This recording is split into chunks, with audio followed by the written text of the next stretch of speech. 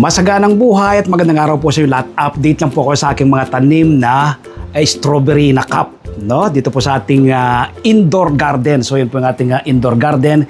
Ito po ating mga tanim na strawberry. Ito ay nasa 120 heads po sila. No?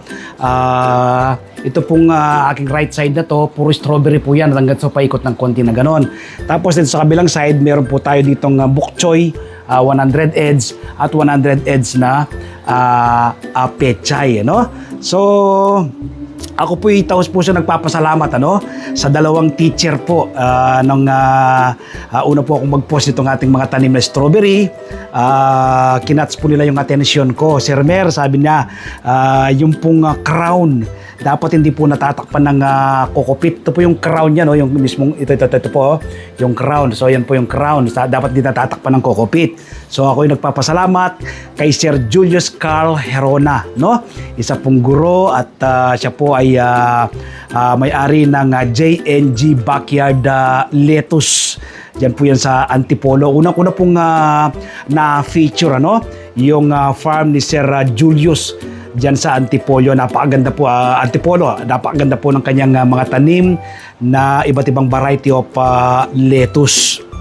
At shout out din kay Sir Mark Anthony Torres ng Barsaga School ng Dasmariñas, Cavite. Siya rin ang nagsabi, kamukha ni Sir Julio, sabi niya, Sir Mer, yung crown dapat hindi po natatakpan ng kokopit para hindi po mabulok, para maganda po yung tubo ng yung mga tanim na strawberry. So maraming salamat, Sir Julius Carl Herona at kay Sir Mark Anthony Torres. Ito pong araw na to ay ikatlong araw ko pa lamang po sa aking indoor garden journey, no? I-short tour ko po kayo dito sa ating indoor garden, no? Makita po ninyo na maximize po natin ng lugar. Ito po yung balcony ng likod bahay, Yung pong aking mga lettuce nasa harap ng bahay, balcony rin po yun. So ito pong likod, sayang, sabi ko, anong gagawin ko rito? So pwede kong, ito, ginawa ko nga pong indoor garden. Hindi po nasisikat dito yung araw, pero gumamit po tayo ng mga grow lights, para po magbigay ng makagawa ng sariling pagkain yung ating mga halaman. Dapat po kasi ang halaman po kasi nabubuhay yan una sunlight, water, and hair. Ganon din po yung tao, no? So hindi po makakain yung nutrients na binibigay natin sa kanila kapag wala pong ilaw. So yung ilaw na yan, siya pong kaya po makakagawa ng sariling pagkain itong ating mga halaman. So maglagay po tayo ng grow lights. So short tour ko po kayo dito sa ating indoor garden. Samahan niyo po ako. So yan po yung gate ng aking indoor garden, po kanyang pintuan niya. Buksan natin, yan. Pagpasok mo sa loob, mayroon po akong dalawang eskaparate dyan. Tapos nandiyan po yung ating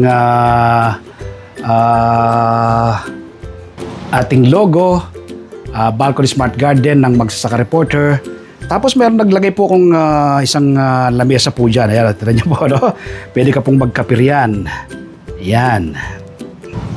Sa loob po ng garden yan, pwede kayong magmerienda dyan kapag kaya pag umaga pwede kang magkapiryan. So ikutan po natin itong ating indoor garden dito sa loob. So yan. So ito po yung ating 120 heads na strawberry Sweet Charlie po. So yun po yung crown niya, so dapat hindi po matatakpan yan ng kokopit, Kaya ikinorek ko po ng isang araw to, kagabi rather. Inayos ko po yung meron kasing mga natakpan yung kaniyang crown, kaya inayos ko.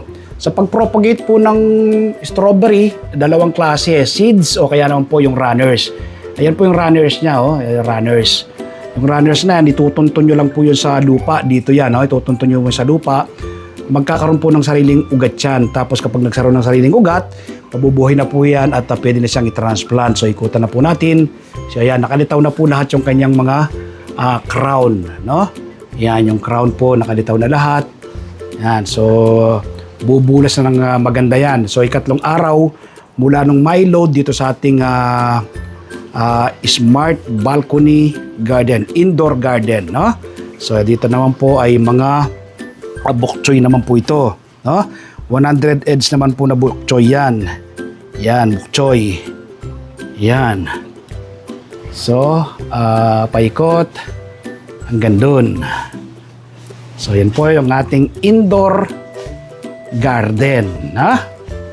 Meron po tayong LED logo dyan. Sa kabila po, nandoon naman po yung ating yan, kabilang pinto pong yun. Yun lang po yung ating outdoor. Dyan po yung ating mga lettuce. Sa mga gusto pong magpa-customize ng greenhouse, indoor and outdoor, o kaya po yung aquaponics natin na una ko na pong ipinakita sa inyo, i-text nyo po ako sa 0917-867-5197. Ano? Ako po ay kumpleto na ng mode of farming. Ano? Meron pong pagtatanim na walang gastos sa mga bote ng mineral water, bote ng soft drinks, paso, sako, timba. Ano? Tapos meron namang pong may gastos, meron ng katamtaman ng gastos, meron namang malaki yung puunan. So mamimili po kayo, ano? Bakit ko po ito ginagawa? Nang sa ganon ay mamimili po kayo ng pwede yung makopya, ano? Ma-inspire ko po kayo, ma-educate ko kayo, at ma-motivate na magtanim ng inyong sariling pagkain. So sa mga gusto magpa-customize ng greenhouse, indoor and outdoor, aquaponics, i-text nyo po ako sa 0917-867-5197. Text lang po huwag pong tawag kasi hindi ko po sasagutin ang inyong tawag. Kapag text, sasagutin ko po kaagad dyan. Ano? Bakit hindi ko po sasagutin? Kasi dahil pong nanloloko ngayon, nang-i-scam, di ba? Tawag, nakukuha po nila yung information mo kapag tumawag ka agad. May mga gadget po sila ginagamit. Pero kapag text lang po, ay sasagutin ko po kayo agad. So huwag pong tawag, text lang. Happy farming po. Bye-bye. God bless. Third day in my journey in indoor garden. Salamat po. Happy farming. God bless.